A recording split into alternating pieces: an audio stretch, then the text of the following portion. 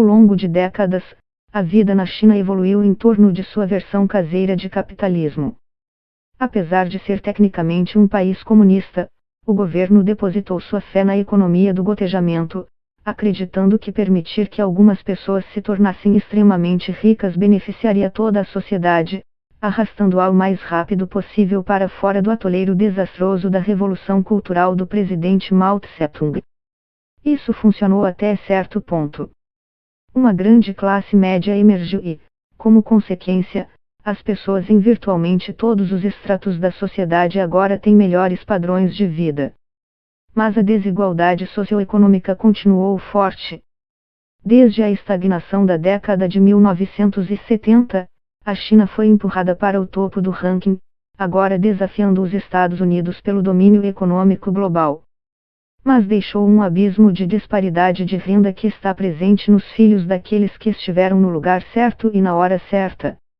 Os pais que conseguiram assumir fábricas na década de 1980 tiveram lucros exorbitantes que agora bancam para os filhos carros esportivos chamativos por cidades reluzentes, vistos de longe por trabalhadores da construção civil que se perguntam como eles conseguiram comprar uma casa.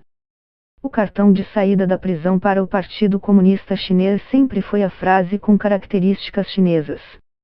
O conceito de socialismo com características chinesas permitiu ao governo uma enorme margem de manobra filosófica para dirigir uma sociedade que, em muitos aspectos, não era tão socialista assim. O secretário-geral do partido, Xi Jinping, parece ter decidido que isso não é mais aceitável. E agora o governo chinês, sob sua liderança, começou a colocar o comunismo de volta no Partido Comunista. Mas até certo ponto. A nova frase de efeito é prosperidade comum, que remete a outros períodos da ascensão chinesa. Ela ainda não apareceu nos cartazes de propaganda da rua, mas parece ser questão de tempo. Agora é a pedra angular do que o líder da China está fazendo. Sob essa bandeira, ter como alvo a evasão fiscal pelos ricos faz mais sentido, assim como medidas para tornar a educação mais justa, banindo empresas privadas do setor de ensino. A repressão em curso a gigantes da tecnologia do país também pode ser considerada parte desse plano. Então Xi Jinping realmente acredita nessa ideia de um projeto comunista. É difícil ter 100% de certeza, mas alguns observadores diriam que certamente é o que parece. Como comparação, no passado não parecia ser assim com outros funcionários do Partido Comunista Chinês. O fato é que, junto com os aspectos de redistribuição de riqueza do caminho comunista, Xi Jinping também parece acreditar que isso significa empurrar o Partido Comunista Chinês de volta para a maioria dos aspectos da vida diária, como a única maneira realista de alcançar o que precisa ser feito, em sua visão. As crianças estão sendo preguiçosas, desperdiçando sua juventude jogando videogame. Partido ao resgate, limite de jogo de 3 horas. Adolescentes tendo suas mentes envenenadas com televisão idiota tomada pela idolatria. Partido ao resgate, meninos que parecem maricas serão banidos dos programas. Bomba relógio demográfica, mais uma vez o Partido Comunista Chinês tem uma solução política de 3 filhos para todos. Futebol, cinema, música, filosofia, bebês, linguagem, ciência. O partido tem todas as respostas. E para tentar entender o que fez de Xi Jinping o líder que é hoje, é preciso olhar para o seu histórico. O pai dele, Xi Songsun, foi um herói de guerra do Partido Comunista que era tido como moderado, mas que mais tarde foi expurgado e preso na era Mao Tse-tung. À época, a mãe de Xi Jinping, Kexin, foi forçada a denunciar seu pai.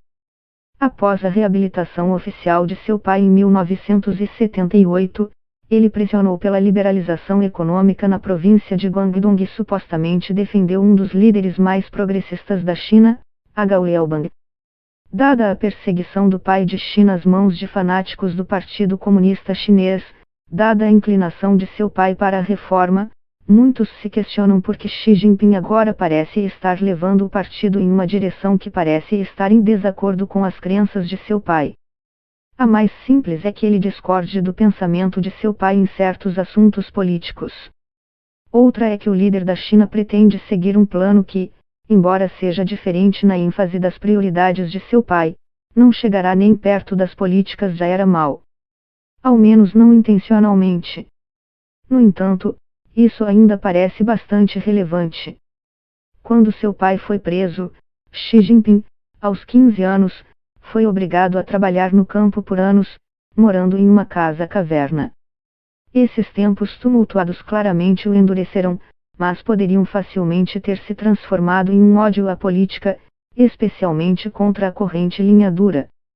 Alguns analistas da China especulam que ele talvez acredite que apenas um líder forte pode garantir que a China não retornará ao caos das décadas de 1960 e 1970. E vale lembrar que as regras agora foram alteradas para que ele possa permanecer no poder pelo tempo que desejar. Uma razão para todo esse exercício de suposições é que nunca o ouvimos explicar o que está fazendo em relação às suas decisões. Os líderes da China não dão entrevistas nem mesmo para a mídia controlada pelo Partido Comunista Chinês. Xi Jinping aparece em aldeias rurais para captação de imagens para as emissoras de travessa e recebido por uma multidão organizada de apoiadores locais que recebem sua sabedoria sobre o cultivo de milho ou outros aspectos do trabalho. Logo em seguida, ele vai embora. Portanto, sem mais informações, é difícil prever quais novas regras, restrições ou diretrizes podem ser impostas à atividade econômica na China. E até onde elas irão? Nos últimos tempos, só houve uma semana sem uma grande mudança nas regulamentações que regem alguma parte importante do sistema chinês. E tem sido muito difícil acompanhar todas elas, já que muitas dessas mudanças vieram completamente do nada. Não que haja um problema intrínseco com o Estado controlando várias alavancas da produção, cabe aos economistas debater o que é mais eficiente. O problema aqui é a incerteza. Como alguém pode tomar decisões de investimento confiáveis se não souber quais serão as regras fundamentais daqui a um mês? Há quem aqui veja todo o processo como uma parte natural do crescimento do país.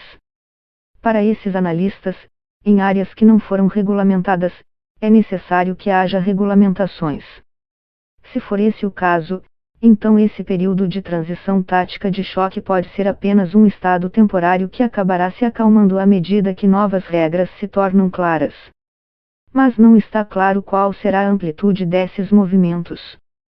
Uma coisa certa é que qualquer mudança deve ser vista através do prisma do impulso de prosperidade comum de Xi, no momento em que o partido não abrirá mão de 1 centímetro de seu poder ao implementá-lo. E na China, você pode embarcar no caminhão ou ser atropelado por ele.